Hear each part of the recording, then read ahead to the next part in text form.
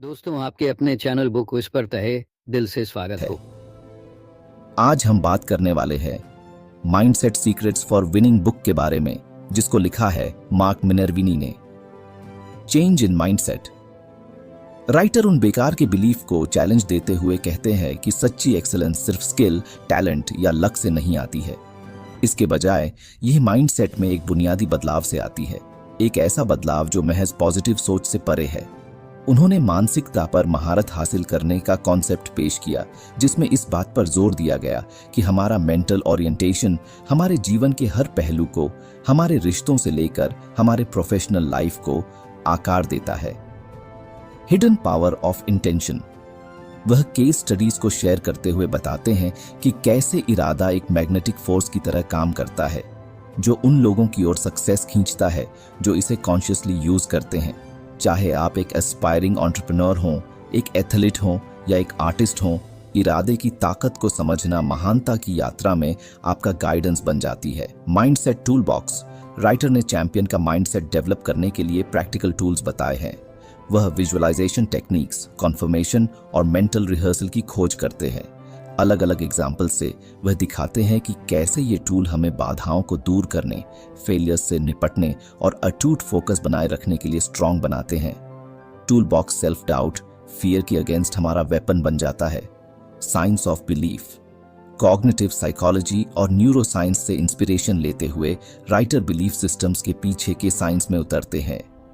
वह बताता है कि कैसे हमारा सबकॉन्शियस माइंड हमारी रियलिटी को बनाते हैं, अक्सर हमारी कॉन्शियस अवेयरनेस के बिना।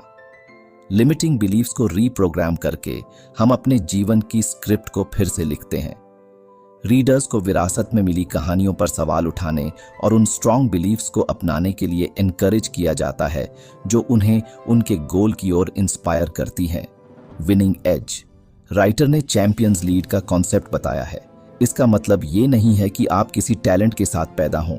यह tireless commitment, flexibility and adaptability से बढ़त हासिल करने के बारे में है।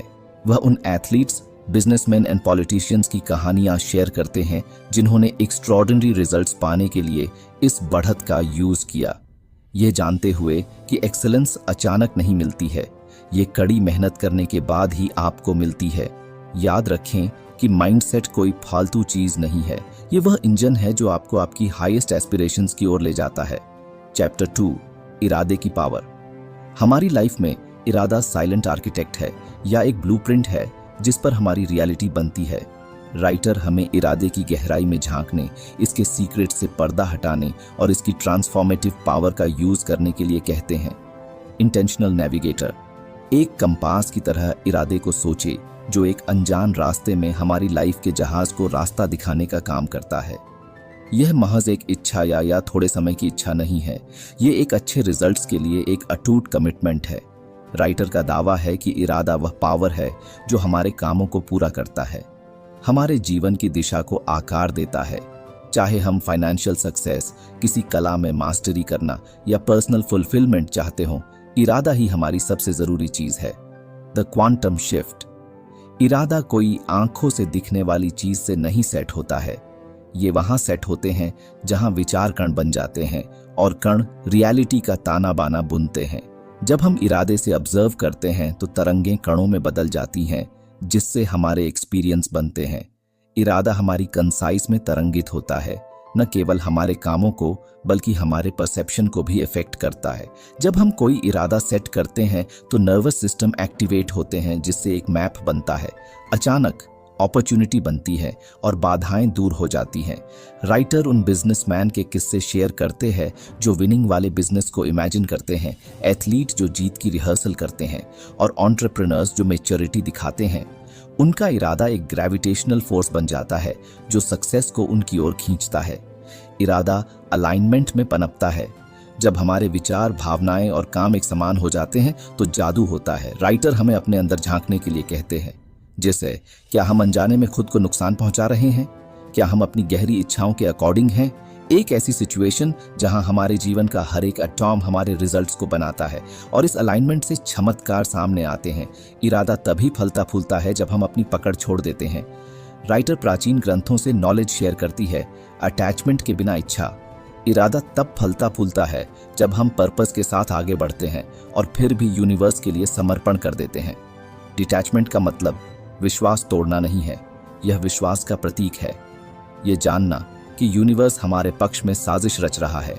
हम बीज बोते हैं, मिट्टी की देखभाल करते हैं और बिना कुछ किए ग्रोथ की परमिशन देते हैं। राइटर हमें अपनी विरासत पर विचार करने के लिए कहते हैं। हम क्या छाप छोड़ना चाहते हैं? इरादा पर्सनल बेनिफिट से परे तक फैला हुआ है। यह पीढ़ियों तक गूंजता रहता है। महान लीडर, कलाकार ऐसे इरादे रखते हैं जो उनके मॉर्टल रूपों को भी जीवित रखते हैं। जैसे जैसे हम अपने इरादे बनाते हैं, हम एक बेहतर दुनिया के आर्किटेक्ट बन जाते हैं। एक ऐसी दुनिया जहां पर्पस अहंकार से परे होता है और इफेक्ट अनंत काल तक गूंजता है। इस चैप्टर में राइटर ने इरादे की पावर का खुलासा किया है। अपने द्वारा सेट इरादों पर विचार करें। चैप्टर 3, चैंपियन का दिमाग। चैंपियंस पेशेंस रखते हैं, एक कंटिन्यूअस डिटर्मिनेशन जो उनकी यात्रा को बढ़ावा देता है। वे केवल दौड़ते नहीं हैं, वे मैराथन दौड़ते हैं। उनकी परसिवियरेंस वर्षों की सेटबैक्स, फेलियर्स को सहन करती है। जब प्रॉब्लम दस्तक देती है तो वे पीछे नहीं हटते, वे आगे बढ़ते हैं। पेशेंस का अर्थ बाधाओं से बचना नहीं है। चैंपियंस जानते हैं कि सक्सेस कोई तेज दौड़ नहीं है, यह समय के साथ लगातार कोशिश है। चैंपियन बुरे सिचुएशन से नहीं घबराते, वे इसे गले लगाते हैं। जब जीवन खराब चलता है तो वे अपना रुख एडजस्ट कर लेते हैं। छोटी बड़ी दिखने वाली हर बाधाओं का सामना करने पर भी वे फोकस और ऑप्टिमिस्टिक बने रहते हैं। बुरी सिचुएशन कोई बाधा नहीं है, यह एक इम्पॉर्टेंट कदम है। चैंपियन समझते हैं कि ग्रोथ चुनौतियों की भट्टी में ही होता है। वे फेलियर से नहीं डरते, वे इससे सीखते हैं। बुरी सिचुएशन उनके कमिटमेंट को तेज करती है और उनके कैरेक्टर को निखारती है। चैंपियंस कही हुई बातों पर सवाल उठाते हैं और बेकार सिचुएशन को चुनौती देते हैं और ट्रेडिशनल नॉलेज को चुनौती देते हैं। वे नॉर्मल लाइफ को एक्सेप्ट नहीं करते, वे एक्सीलेंस चाहते हैं। जब हर सिचुएशन टेढ़ी मेढ़ी होता है तो वे भी एडजस्ट हो जाते हैं। वे अकेले खड़े होने से नहीं डरते, वे इसका आनंद लेते हैं। चैंपियन जानते हैं कि इनोवेशन साहस और क्यूरियोसिटी से आता है। वे बिजनेस को बाधित करते हैं, रूल को फिर से लिखते हैं और जो संभव है उसे फिर से डिफाइन करते हैं। उनका दुस्साहस दुनिया को नया आकार देता है। चैंपियंस को नॉर्मल होने से बुरा लगता है। वे सांसारिक जीवन को एक्सेप्ट नहीं करते, वे इंपॉर्टेंस के भूखे हैं। उनके गोल महज चेक बॉक्स नहीं है, वे आत्मा की फुसफुसाहट हैं। प्रपोजल उनकी परसिवियरेंस को बढ़ावा देता है। वे अपनी रगों में आग के साथ जागते हैं क्योंकि वे जानते हैं कि उनका मिशन पर्सनल बेनिफिट से परे है।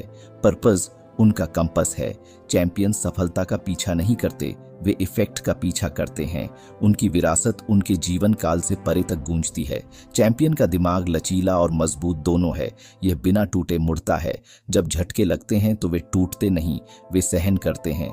चैंपियन सेटबैक, फेलियर से निपटने की पावर रखते हैं। वे डिफिकल्ट स्क्रिप्ट से चिपके नहीं रहते, वे स्क्रिप्ट फिर से लिखते हैं। खुद या किसी हाई पावर पर उनका विश्वास उन्हें लचीला बनाए रखता है। वे घूमते हैं और आगे बढ़ते हैं। माइंडसेट कोई फिक्स यूनिट नहीं है, यह ताकत और क्षमता के बीच एक चीज है। चैंपियंस 3D रोड मैप का यूज करके अपनी यात्रा का नक्शा बनाते हैं। डेस्टिनेशन, वे एक मीनिंगफुल रीजन पर अपना रास्ता सेट करते हैं। पर्पस की क्लैरिटी उन्हें आगे बढ़ाती है। इसके बिना वे बिना गोल के भटकते रहेंगे।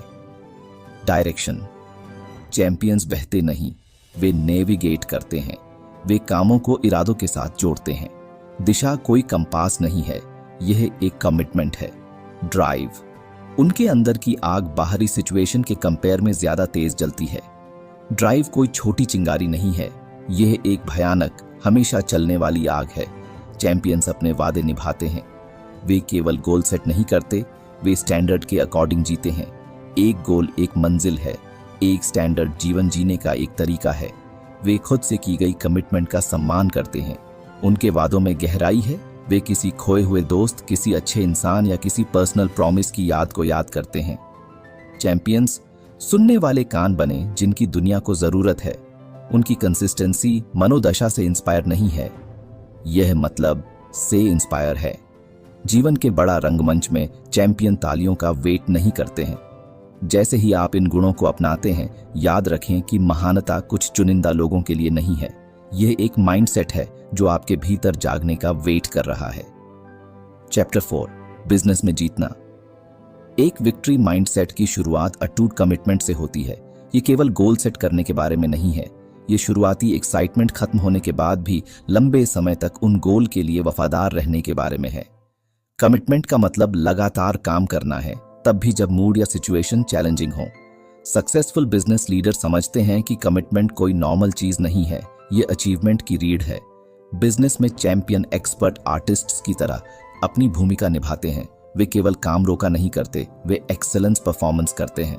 एक मंच पर कदम रखने को इमेजिन करें। स्पॉटलाइट चालू है और ऑडियंस इंतजार कर रहे हैं। चाहे आप कोई सौदा कर रहे हो, किसी टीम की लीडरशिप कर रहे हो या कोई प्रपोजल पेश कर रहे हो, ऐसा परफॉर्मेंस करें जैसे दुनिया देख रही हो। एक्सेलेंस कभी कभार होने वाला काम नहीं है, यह आपके काम के ताने बाने में बुनी हुई एक आदत है। जीतना एक अकेली खोज नहीं है। चैंपियंस जानबूझकर अपने आसपास ऐसे लोगों को रखते हैं जो उनके मिशन को शेयर करते हैं। अगर आपको हमारी बुक समरी अच्छी लग रही है तो बुक इनसाइडर को सब्सक्राइब करना न भूलें। दोस्तों, अगर आपको हमारी वीडियो पसंद आती है और आप हमें सपोर्ट करना चाहते हैं तो आप हमारी मेंबरशिप खरीद सकते हैं। आप हमें व्हाट्सएप पर भी संपर्क कर सकते हैं और ईमेल भी कर सकते हैं। ऐसे लोग सलाहकारों की तलाश करें जो आपके खेल को ग्रो करें। ये समान थिंकिंग वाले लोग आपकी सपोर्ट सिस्टम, आपका साउंड बोर्ड और आपकी इंस्पिरेशन बन जाते हैं। साथ मिलकर आप ग्रोथ एंड फ्लेक्सिबिलिटी का एक इकोसिस्टम बनाते हैं। याद रखें, जब सफलता शेयर की जाती है तो वह संक्रामक होती है। बिजनेस का एरिया डायनामिक है। मीटिंग्स, डिसीजंस एंड डेडलाइंस का बवंडर। जीतने वाले माइंडसेट के लिए प्रेजेंट टाइम पर फोकस करने की जरूरत होती है। जब आप किसी मीटिंग में हो तो पूरी तरह प्रेजेंट रहें। जब आप डेटा का एनालिसिस कर रहे हो तो अपने आप को डुबो दें। मेंटल या अदर टाइप्स के डिस्ट्रैक्शन से बचें। पावर अभी में है। सफल बिजनेस लीडर पिछली गलतियों पर ध्यान नहीं देते या भविष्य के बारे में ज्यादा चिंता नहीं करते। वे अपनी एनर्जी को हाथ में लिए काम में लगाते हैं। लगातार सक्सेस की धड़कन है। चैंपियंस दौड़ते नहीं, वे एक कांस्टेंट स्पीड बनाए रखते हैं। चाहे वह नेटवर्किंग हो, मार्केटिंग हो या प्रोडक्ट डेवलपमेंट हो, लगातार गुड परफॉर्मेंस करें। छोटी, जानबूझकर की गई कार्रवाइयां समय के साथ बढ़ती जाती हैं। परसिविरेंस कभी कभार होने वाले कोशिश के बारे में नहीं है, यह दैनिक कामकाज के बारे में है। जब असफलताएं आती हैं तो चैंपियन अपनी चालें सुधारते हैं लेकिन आगे बढ़ते रहते हैं। कॉन्टिन्यूटी गति बनाती है और गति आपको जीत की ओर ले जाती है।